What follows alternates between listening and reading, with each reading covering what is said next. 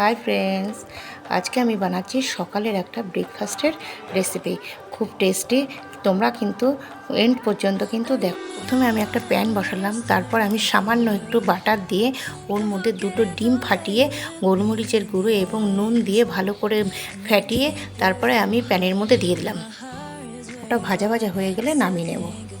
সামান্য বাটার দিয়ে তারপরে রসুন কুচি দিলাম, আমি কর্নফ্লাওয়ার দিলাম, তারপরে চিলি ফ্লেক্স দিলাম, তারপরে দুধ দিয়ে একটু নাড়াচাড়া করলাম।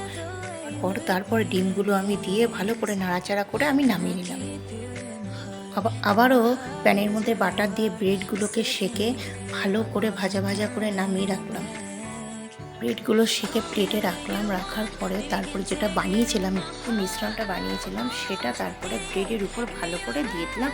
তারপর আর একটা ব্রেড উপরে চাপা দিয়ে কেটে প্লেটিং করলাম। তাহলেই তৈরি আমাদের এগ বাটার গার্লিক স্যান্ডউইচ। আপনারা একবার ঘরে ট্রাই করে দেখবেন।